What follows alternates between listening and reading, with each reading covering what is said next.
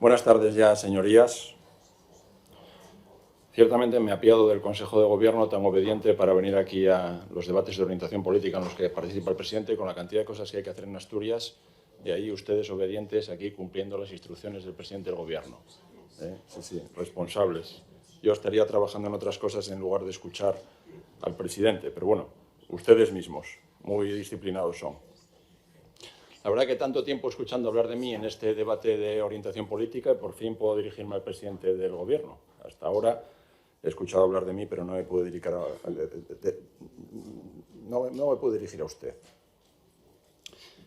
Yo pensaba que este era un debate de orientación política, pero he descubierto estos días que era un debate presupuestario y eso que el presidente no tenía intención de invitarnos a Vox a participar de ese debate presupuestario, pero bueno, dentro de esta campaña electoral del presidente del Principado de Asturias, que acusa a los demás de haberla empezado hace mucho tiempo y él la lleva ya ejerciendo desde hace 3 años, pues hoy hemos visto, y ayer, un debate presupuestario y no de orientación política. De hecho, ayer escuchando al presidente, digo, tengo que inventarme una frase ingeniosa para describirlo en pocas palabras, el debate de ayer, el discurso del presidente. Y me acordé de la canción de Duncan Du de hace tantos años, ¿no? El jardín de rosas, todos son rosas para el presidente. Todos los aciertos son de él y todos los errores dependen de terceros.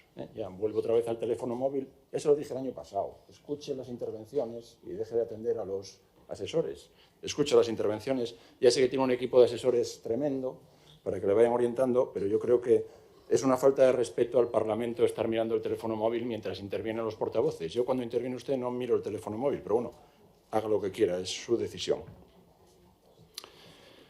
Pues ese jardín de rosas del presidente del Principado de Asturias lo vimos ayer. Y voy a empezar fuerte. Yo creo que estamos desviando el debate, los grupos de la oposición. Creo que el Partido Socialista no es el problema de Asturias.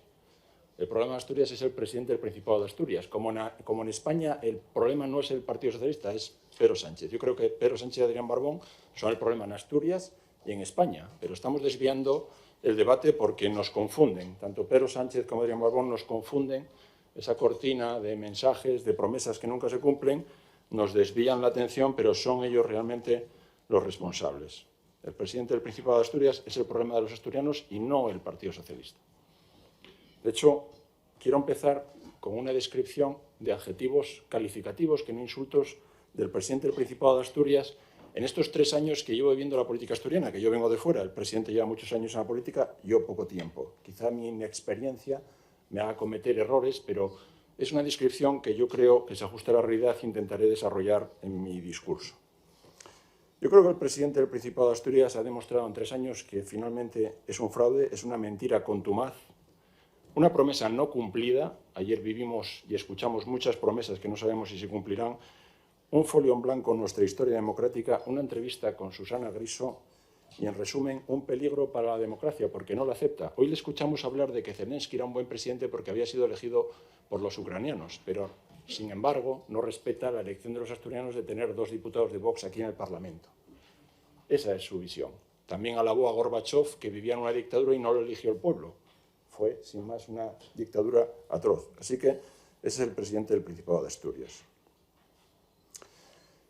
Y antes de todo, tengo que darle las gracias por haberle dado un grupo parlamentario a Vox. Al Partido Socialista, a usted personalmente, tengo que darle las gracias porque nos dieron un grupo parlamentario y eso nos permitió tener voz aquí en el Parlamento asturiano. Y como usted dijo, no lo hicieron por nosotros, lo hicieron por Izquierda Unida. Pero realmente yo me pregunto, ¿cuáles son los principios de esa supuesta izquierda que tanto nos ataca ahora? ¿Entonces nos querían y ahora no? Por eso plantearon que Vox pudiera tener un grupo parlamentario y que lo tuviera Izquierda Unida. Ahora nos odian tanto y hubieran cambiado su decisión. La izquierda, cuando tiene que vivir del presupuesto público, entonces renuncia a sus principios y, oye, bueno, que Izquierda Unida tenga grupo parlamentario, si lo tiene Vox no pasa nada. Luego, dígamelo usted, ¿por qué tomaron esa decisión? Porque si tanto nos odian ahora, usted no quiere llamarnos a los debates presupuestarios y nos dieron un grupo parlamentario. O sea, la izquierda, cuando necesita dinero presupuestario, entonces renuncia a sus principios y le da grupo parlamentario a Izquierda Unida e indirectamente nos lo da a nosotros. Sinceramente, creo que el presidente del Principado de Asturias es una persona sectaria, que es un adjetivo calificativo, egocéntrico y es un enemigo de la democracia. Y voy a concretar por qué pienso esto. Es egocéntrico y una muestra la tuvimos hace poco. Pudo elegir cualquier día para anunciar su candidatura a la presidencia y a la Secretaría General del FSA, pero no, eligió el día de Asturias, el día de todos los asturianos. Había un montón de días para decidir cuándo iba a proclamarse él o cuándo quería ser pública esa información, pero no, eligió el día de Asturias. Todos los asturianos pueden disfrutar ese día, entonces el presidente se arropa esa bandera asturiana, entonces anuncia su candidatura al día de Asturias. Hay que ser egocéntrico. De hecho, yo después de escucharle hoy y ayer, digo, si viniera aquí, lamentablemente fallecida, María Teresa de Calcuta, sería una aficionada al lado del presidente del Principado de Asturias, que tanto escucha, tanto se sensibiliza con la gente. María Teresa no merece ser santa. El primero que tiene que ser santo es el presidente del Principado de Asturias, que tanto se sensibiliza con la población y que veremos que no es así. ¿Por qué es un enemigo de la democracia? El presidente lo dijo en varias ocasiones, un enemigo de la democracia porque aunque a Zelensky lo eligieron sus ciudadanos y por eso lo respeta, que los ciudadanos de Asturias, más de 30.000, decidan que hay 2 diputados de Vox aquí, eso no lo respeta. Las próximas elecciones a lo mejor somos más o menos, ¿quién lo sabe? Si somos 70.000, también le negará la voz a esos 70.000 asturianos. Le negó la voz también a los consejeros de Castilla y León. Pero bueno, ahí lo tenemos. Es el presidente del Principado de Asturias. Un enemigo de la democracia. Eso sí, tanto interna como externa, porque ahora de repente no le gusta el barullo de Gijón. Vaya, las primarias nos gustan solo si nos benefician a uno. Pero si las primarias no benefician a la candidata por la que apostamos, que es la actual alcaldesa de Gijón, que no la quieren ni los suyos en Gijón, entonces ya no nos gustan las primarias. La democracia ya no nos gusta, porque nos molesta. Poco barullo montaron usted y Pedro Sánchez en su día para cambiar a la Secretaría General del Partido Socialista, y ahora no nos gustan los barullos en Gijón. Antes decía que estaba muy cerca de la calle, y decía, pero que estaba muy lejos de la calle Génova. Yo creo que está más cerca de la calle Génova que de la calle Argandona 4 bis, que es donde está el Partido Socialista en Gijón. Está más cerca de la calle Génova que de la sede del Partido Socialista en Gijón, por todo lo que le hemos escuchado. Y habló también del respeto de la ley ayer el presidente del Principado de Asturias. Este presidente del Principado de Asturias, que defendió los confinamientos, todavía no le escuché pedir perdón, o por lo menos pedirlo a los diputados. Usted nos encerró y participó en los encierros domiciliarios a los que nos sometió el gobierno de Pedro Sánchez con su apoyo. De hecho, el ministro de Sanidad en su día, el ministro Illa, frenó sus intenciones de tenernos confinados durante más tiempo. No pidió perdón todavía a los asturianos a los que encerró ilegalmente, porque se declararon inconstitucionales esos confinamientos. Ese PSOE que dice usted que respeta la ley, ese PSOE inconstitucional que nos encerró y todavía no pidieron disculpas a los asturianos. Porque al final el PSOE adora la ilegalidad, adora indultar a golpistas, adora plantear indultos a los condenados en los EREs de Andalucía, adora los pactos con Bildu, adora presentar los presupuestos fuera de plazo, a ver si este año lo cumple por primera vez. Podría presentarlos el 1 de octubre, de hecho parece que los tiene ya redactados, no sé por qué no los presenta el 1 de octubre. Tenemos que esperar siempre al mes de diciembre para analizarlos. Porque al final lo que tenemos es un presidente que recurre en demasiadas ocasiones a la mentira. He constatado que el presidente del Principado de Asturias miente demasiadas veces.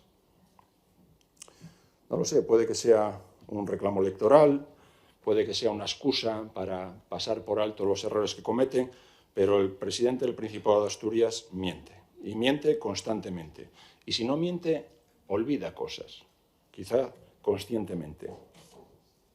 Ayer anunció una traca final. Puede quedar en gatillazo, porque depende de lo que se acuerde en los presupuestos. O sea, es el presidente de los titulares. Él da el titular y luego ya veremos lo que pasa, pero luego no explicamos lo que pasa. El titular quedó ayer, ya se encargó todo su equipo de comunicación de publicarlo.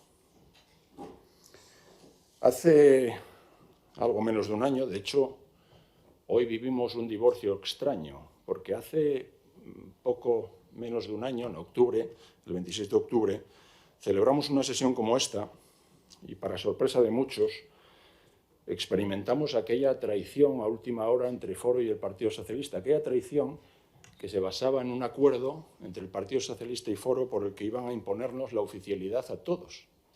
Esperaron a última hora para decírnoslo, a última hora de la tarde.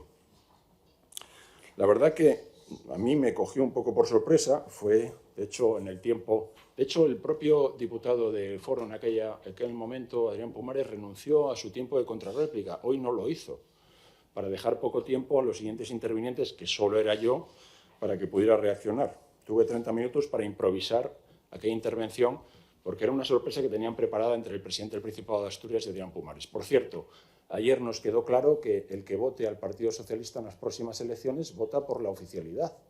Este es un firme convencido de imponernos la lingua a todos. Él sigue con esa dinámica, esa oficialidad que supuso el engaño a todos los asturianos de ocultar un informe que decía lo que decía Vox, que una vez aprobada la oficialidad es obligatoria la lengua en toda Asturias con independencia de la ley de normalización lingüística que se apruebe con posterioridad y que tiene un coste inasumible. Luego me explicará cómo esos casi más de 170 millones de euros los van a cubrir.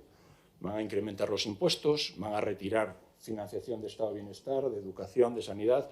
¿Qué van a hacer para imponernos la oficialidad? Sigue con su juguete.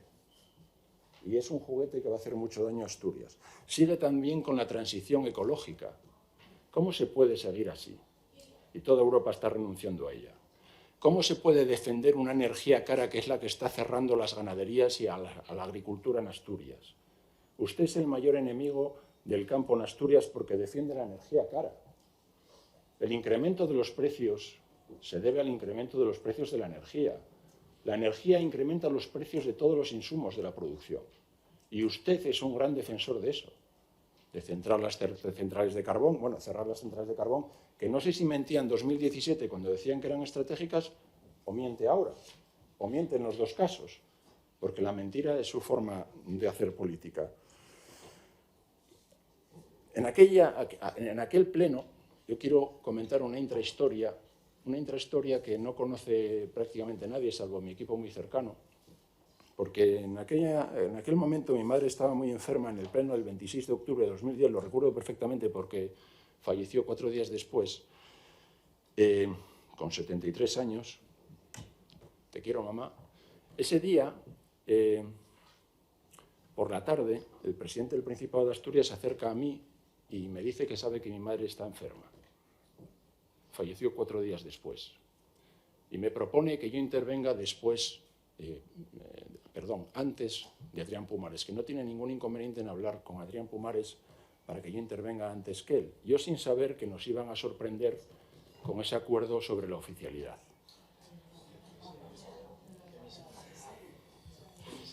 Bueno, yo le di las gracias en ese momento, porque ninguno de nosotros sabíamos qué iba a suceder con posterioridad. De hecho, todavía le otorgo el beneficio de la duda y le doy las gracias por aquel gesto. Pero después de lo que he vivido del presidente del Principado de Asturias en estos años, creo que todavía tengo ese halo de incertidumbre. De hecho, no fui consciente hasta que me lo dijeron miembros de mi grupo de trabajo. Podía haber sido el día antes, por la mañana, pero no, fue justo antes de iniciar la sesión de la tarde. Por eso sigo teniendo esa duda. Habría sido un acto muy miserable, solo él sabe por qué lo hizo. Pero coincidió el mismo día en el que anunciaban PSOE y Foro esa traición a los asturianos. Y tengo ese halo de duda y de incertidumbre porque he constatado que la mentira es una base política del presidente del Principado de Asturias. Tengo claro que hay muchos asturianos que conmigo pueden discrepar, pero saben que yo no les voy a mentir.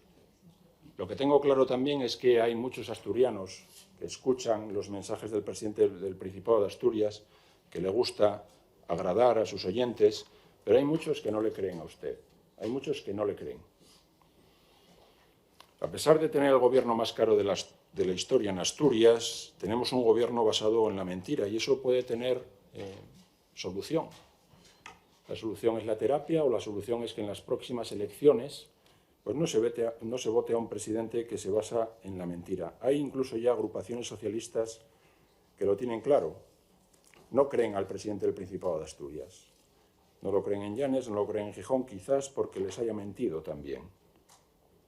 Decía Aristóteles que somos lo que hacemos de manera repetida, y el que miente de manera repetida basa su política, en este caso, en la mentira. Y sobre todo me duele porque se miente a los más vulnerables. Y solo eso le inhabilitaría a usted como presidente del Principado de Asturias. La mentira es una faceta en su política consolidada y se lo voy a desarrollar. Y por eso Vox planteó una moción de censura el año pasado, pero que no nos apoyaron otros grupos parlamentarios. Hacen falta 7 diputados para una moción de censura. Vox solo tiene 2. Porque aquel engaño en relación a la oficialidad, con un informe que ustedes tenían, que decía lo que decía Vox, no lo pusieron encima de la mesa hasta que lo requirió el Partido Popular. Y en ese momento fue cuando saltó todo por los aires, pero ustedes ya lo tenían. Y lamento que tantos grupos le hayan ofrecido la mano hoy. Nosotros no se la vamos a ofrecer porque no cuenta con nosotros para nada. De hecho, ya hago un anuncio hoy, como hace tantos usted, en el que no vamos a aprobar los presupuestos ni vamos a votar a favor de los presupuestos del Principado de Asturias. Porque no quiere ni contar con nosotros para negociar esos presupuestos del Principado de Asturias. Pero quien se deja engañar tantas veces es que no quiere saber la verdad o participa de esa misma política. Habló ayer del inicio del curso escolar, habló de los 300 niños ucranianos. Yo ya no le creo nada, yo creo que es todo impostura porque no mencionó a los niños de necesidades educativas especiales, más de 4.300 en Asturias.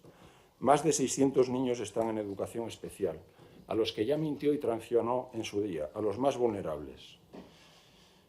Y quiero volver a traer aquí la promesa que les hizo a los niños del Colegio de Educación Especial San Cristóbal. He hablado con alguno de sus padres estos días, el 3 de diciembre de 2020. Dijo que en cuanto se levantaran las restricciones del coronavirus, usted los visitaría. Se lo volví a recordar en un pleno el 17 de mayo de 2022. Pidió disculpas y dijo que los visitaría. No solo no los visitó, que no los visitó, sino que los castigó. Y arrancamos el curso escolar en peores condiciones que el año pasado. Así que, cuando dice que apuesta por el estado de bienestar y castiga a los niños de educación especial, no le podemos creer absolutamente nada. ¿Quién va a creer sus promesas? No fue a visitar a esos niños cuando se lo dijo y no fue a visitarlos cuando yo se lo pregunté en 2022. No los fue a visitar. Si tuvo tiempo para ver esa serie que dice usted en Netflix, tuvo tiempo para poner tweets de todo tipo, para criticar mi discurso del otro día, tuvo tiempo para todo, para cortar cintas, entregar medallas de oro, tuvo tiempo para todo, pero no para visitar ese colegio. O sea, ¿cómo le cuesta tanto visitar un colegio de educación especial? No lo entiendo. No solo no los visitó, sino que este año están peor que el año pasado. Serán 99 niños, 7 más que el año pasado. Pendientes de confirmar aún 2 tutores. Se recorta la actividad de la piscina. Se ha eliminado el apoyo que había de los profesores COVID. Es el primer año, al menos desde 2006, que hay grupos de más de 8 alumnos en ese colegio. Los alumnos con mayores diversidades funcionales, algunos superiores al 90%, están en grupos de más de 4 niños por primera vez en ese colegio. Y si su gobierno no es capaz de cumplir con esos niños, no sé qué nos está contando aquí. No han confirmado aún, a día de hoy, se inició el curso escolar ayer, si van a contar con 2 PTs y una L adicional. Faltan en el centro. No creemos ninguna de sus promesas. Habló ayer de una de sus obsesiones, la diversidad sexual, pero no habló de la diversidad funcional. No hay ni una sola mención en su discurso de ayer a la diversidad funcional, que genera mucha más vulnerabilidad que la diversidad sexual. Ni una sola mención a la diversidad funcional, ni una sola. O mentiras o ocultación. Y hablamos de la oficialidad, esa gran mentira en el pasado ejercicio. Y también nos engañó a todos con el reto demográfico. Al final, el reto demográfico no deja de ser una excusa suya para llenar agenda política. Ese gran desafío que decía en 2019 en Yernes y Tameza, que se concretó ayer con alguna propuesta, bienvenida sea. Le digo que apostar por la natalidad, por la familia, por los niños es positivo. Ojalá lo hubiera hecho antes. Lo llevamos en nuestro programa. No sé si lo copió o no lo copió, supongo que no, porque no quiere saber nada con nosotros, pero apostamos por la natalidad y por la familia. Bienvenidas sean esas ayudas. Pero el dictamen del reto demográfico no plantea medidas a corto plazo. Y es un dictamen que en sus objetivos coincide punto por punto, prácticamente, con el dictamen aprobado para el reto demográfico en 2017, para el periodo 2017-2027. Es antecesor de Javier Fernández. Decía el entonces consejero de Presidencia, Guillermo Martínez, hoy empleado en un despacho lobista del exministro Blanco, dijo que ese plan tenía que aprobarse inmediatamente y aplicarse de forma inmediata también. 2017. Lo que acaban de concluir con el dictamen del reto demográfico aquí en Asturias es prácticamente lo mismo que se concluyó en 2017. Y solo ayer escuchamos medidas en relación a esta problemática que tiene Asturias. Hoy tiene el honor de ser el presidente under 1 million president. Ayer hablaba en Jingua, le digo que es el presidente por debajo del millón. Es usted el presidente por debajo del millón y no es que sea un problema en sí mismo, el problema es que usted lo justifica además. Usted justifica que Asturias tenga menos de 1 millón de habitantes. Pero bueno, tenemos alguna solución como las que nos planteó ayer y que lleva hablando de ello hace mucho tiempo, en el que se podría calificar usted como pitoniso climático. O sea, ahora nos dice que Asturias va a recuperar población porque se convertirá en un refugio climático.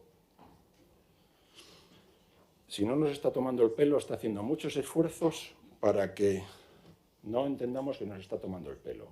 O sea, que un presidente del Principado de Asturias que lleva toda su vida en la política descubra ahora que los españoles que pasan calor durante el año vengan en verano a pasar un poco de fresco a Asturias, ciertamente es muy llamativo. Hace muchos años decían que cuando tuviéramos una sanidad en condiciones recuperaríamos población y estamos por debajo del millón de habitantes. Hoy la ocurrencia es el cambio climático y el refugio climático.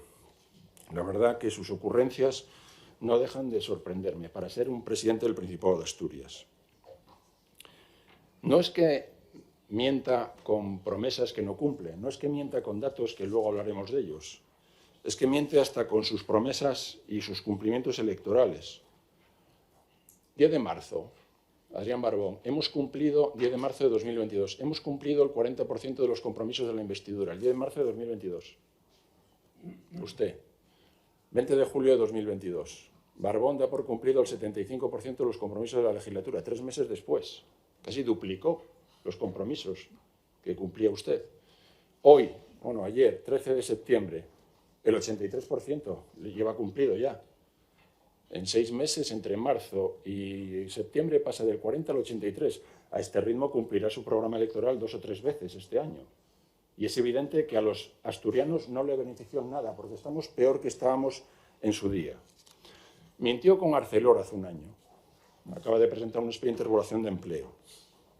Precisamente presentan expediente de regulación de empleo porque el mercado no demanda sus productos, porque políticos como usted defienden la energía cara, defienden el cierre de las térmicas, defienden el cierre de las nucleares y defienden la energía cara. Por eso no tienen demanda en sus productos. Mintió con la alta velocidad, porque el AVE llegará a Asturias, pero no será alta velocidad. Adif ha dejado fuera del catálogo de alta velocidad el tramo León-La Robla y, por lo tanto, Asturias. Muchos años después, los asturianos tardarán 51 minutos más en llegar a Madrid con un sobrecoste de 3.700 millones de euros. Es el éxito socialista. Peor servicio a un coste más alto. Habló el otro día de no centrarse en la variante de Pajares y sacó el caso de la fallecida por el argallo en Tineo, de Mon Ubiaño. Pero no se acordó de los trabajadores, de sus trabajadores, de César y Virgilio, que murieron en una luz en San Isidro. De ellos no se acordó. De hecho, usted votó en contra de una comisión de investigación para saber qué había sucedido ahí. Usted votó en contra de esa comisión de investigación. Hoy todavía no sabemos qué ha pasado con ese accidente. Eran sus trabajadores. También se olvidó de ellos ayer. Mintió en no dejar a nadie atrás. De hecho, yo creo que, y se lo digo con toda sinceridad, yo suelo decir lo que pienso, no como usted, que fabula más de lo que de verdad nos traslada a los demás. Usted utilizó políticamente el COVID. De hecho, sus decisiones volcaron a todo el sector sanitario en una sola dolencia, porque así consiguió una relevancia nacional que nunca tuvo y nunca pensó que tendría. Hasta Susana Griso le entrevistó. Fue una oportunidad que no quiso perder. ¿Y cuáles son las consecuencias de esa oportunidad que usted no quiso perder, de esa política sanitaria que hizo? Pues los tenemos ahora. Son terribles. En el mes de julio de 2022 se ha convertido en uno de los meses más letales en Asturias en los últimos 8 años. De hecho, Asturias, Castilla y León y La Rioja fueron las comunidades con mayor letalidad durante la pandemia. Y ahora tenemos unas tasas de letalidad muy superiores a las previstas. De hecho, en Asturias fallecieron en 2022, en julio de 2022, 1.300 asturianos, un 30% más de lo previsto. ¿Por qué? ¿Por qué si el COVID no es pandemia? ¿No será porque sus decisiones y las del consejero de Salud derivaron toda la atención sanitaria al COVID y quedaron cardiopatías sin atender, quedaron detecciones oncológicas tardías y estamos viviendo ahora las consecuencias de esas decisiones en las que usted decía que no iba a quedarse nadie atrás? 300 fallecidos más en julio de lo previsto. Usted hablaba ayer que en todo el COVID habían fallecido 3.000 personas. Solo en un mes es el 10% de fallecidos que hubo por el COVID, cuando usted nos tenía encerrados en casa. Estas son las consecuencias de sus políticas. No solo encerrarnos en casa, sino decirle a todo el sistema sanitario que solo había que concentrarse en una dolencia, porque le interesaba a usted políticamente. Utilizó políticamente el COVID y hoy y ayer lo volvió a utilizar políticamente. ¿Y dónde está Asturias? Asturias es la región que peor evolución demográfica tiene, la que peor evolución en términos de Producto Interior Bruto tiene y la región española donde menos creció la ocupación. La producción industrial ahora en Asturias es menor que hace 5 años, incluso menor que cuando usted llegó al gobierno. Hay un descenso del 0,4% y un incremento a nivel nacional del 3,2%. ¿Qué pasa con las ventas minoristas? Son un 5,9% menos que cuando llegó el presidente del Principado de Asturias al gobierno. ¿Qué quiere decir eso? Que el que vendía 100 hace 3 años hoy vende 94. Eso quiere decir la caída de ventas minoristas. En 2021 se matriculó en Asturias la mitad de turismos que en 1990. Comparadas las matriculaciones de 2018 con las que había en 2021, hemos caído un 40% en turismos, un 54% en autobuses y un 41% en tractores industriales. En 2022 se agravó todavía esta caída. Cayeron las matriculaciones de turismo en un 16%. ¿Se presumía de turismo aquí? Pues bien, yo creo que volvió a faltar a la verdad, porque mientras Cantabria, Galicia y País Vasco han tenido en los primeros 7 meses del año un número de pernoctaciones hoteleras casi igual que el mismo periodo de 2019, Asturias tuvo un 2% por debajo en los 7 primeros meses del año. Asturias en 2019 tenía un 3% más de pernoctaciones hoteleras de turistas extranjeros que Cantabria. Pasados 3 años, ahora Cantabria nos supera en un 16%. Pero la mayor falta, la verdad, es cuando habla de desempleo. Habló ayer de desempleo, no habló de ocupación, dio datos de afiliación. Además, dio datos de afiliación que no son comparables porque comparó la afiliación de julio de 2019 con la afiliación de agosto de 2022. En Asturias, la población activa se ha reducido, tanto en el periodo en el que usted gobierna como en el último año. Asturias es la región que peor se comporta en términos de ocupación de toda España, en los últimos 12 meses y en los últimos 3 años. Los datos no engañan. Estoy hablando de estadística de ocupación, de población activa, a finales del primer semestre de 2019 y primer semestre de 2022. Porque los empleados, usted hablaba ayer de una bajada en el desempleo, pero la bajada que se produce en Asturias del desempleo no es porque se produzca más ocupación, no hay más empleados con la bajada del desempleo. Los parados son personas que están buscando activamente empleo. Lo que ha sucedido en Asturias es que los trabajadores están en paro buscando empleo activamente, han dejado de buscar. Es la única comunidad autónoma en el que se justifica íntegramente el descenso del desempleo porque los desempleados han dejado de buscar, no porque se hayan creado más puestos de trabajo. De hecho, es más grave aún, porque desde que usted gobierna se ha incrementado el empleo público en 3.300 personas. 3.300 personas más de empleo público y 6.000 personas menos en la empresa privada. Está destruyendo la empresa privada. En el último año, Asturias tiene 2.400 parados menos que hace un año. Es cierto. ¿Y por qué los tiene? porque hay 2.400 personas menos buscando empleo. La suma entre desocupados de hace un año y parados que dejaron de buscar empleo son 19.000 personas. Ese es su mérito, haber hecho que Asturias tenga 19.000 personas menos trabajando o buscando empleo. Seguiremos después.